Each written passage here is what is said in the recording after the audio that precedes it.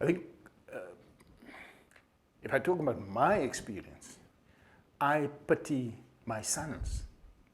Despite the fact that my sons have got internet, they've got DSTV, they've got laptop computers, they've got smartphones, they've traveled all over the world virtually, they've got digital cameras, they have access to everything. The one thing they do not have is the friendship, the family, and the camaraderie that I had because of club rugby. And you must remember, as I said, I grew up with that familial ethos.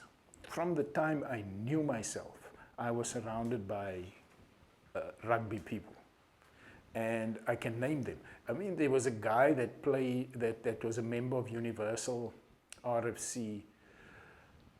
I don't think he ever played a game for them, but he was a Universal member. His name was Mr. Hilton Seboko. And he's passed away many years now. But there was a club man. He never missed a match. And because he was a member of Universal, he would stop you anywhere in town and want to know, are you ready? Are you ready for Saturday?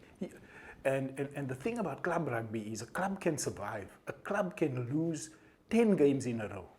That club will survive because winning is not the driving force of a club. The driving force of a club is the community and the members of that club. The Springboks have lost a number of games in a row. They fired the coaches, they lost their sponsors, the Minister of Sport was losing his mind, they were blaming black people, they were doing all sorts of things because the Springboks lost 50% of their games. Professional rugby cannot survive without winning. And they use professional rugby by saying it makes us a winning nation.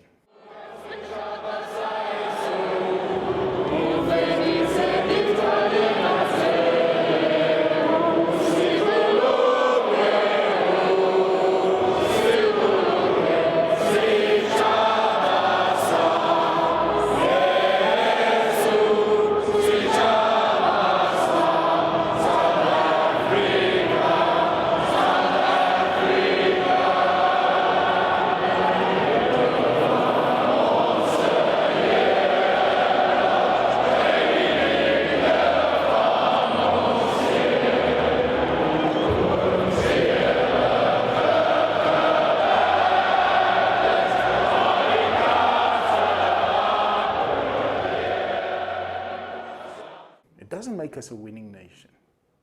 It's a social placebo to make us think that we are a winning nation. They're giving us an empty drip to keep us going because they keep on showing us these images of a winning nation. Yet we're not a winning nation, not at all. Our communities have completely collapsed. There's drug abuse, there's sexual abuse, there's violence. We've got one of the most violent crime rates in the world, but the professional sport message is that we are a winning nation because we won the World Cup in 1995, but hidden behind the gleam of that 95 World Cup victory is the fact that 26,000 South Africans were murdered in the year that we won the World Cup. So there's a whole lot that is hidden behind professional rugby. And professional rugby is about money. And professional rugby is about, can you afford to buy into our system?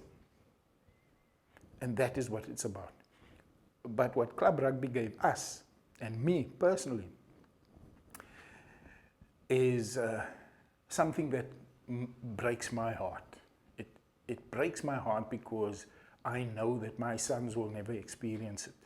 I know when I look at the youngsters that I teach, the young people that I teach and so on, they will never know what it is that club rugby gave us. And it's even difficult to explain because when I go to Kimberley and I bump into one of my club rugby members, my former Universal members,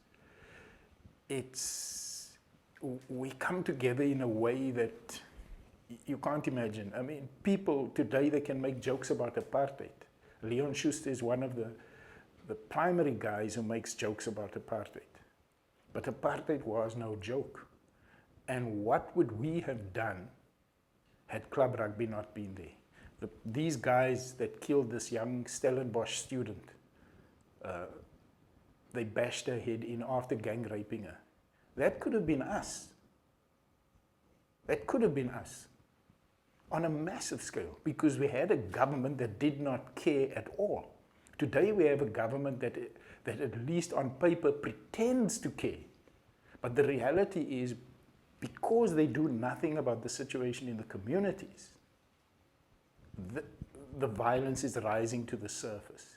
And there's no safety net. The clubs are gone. So there's no safety net. So what club rugby did was, club rugby gave us hope in a time of hopelessness.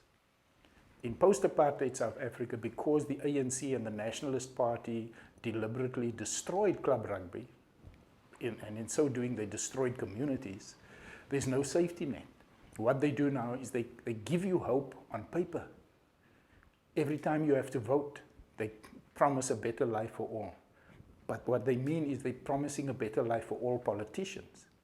And what they've done is they've managed to democratize apartheid by using apartheid to try and make people forget about apartheid. Our clubs would not allow us to be fooled like that. The education system in this country is a joke today, because the education system works in tandem with the overarching system of exploitation that allows for people to be fooled. Our clubs would never allow that.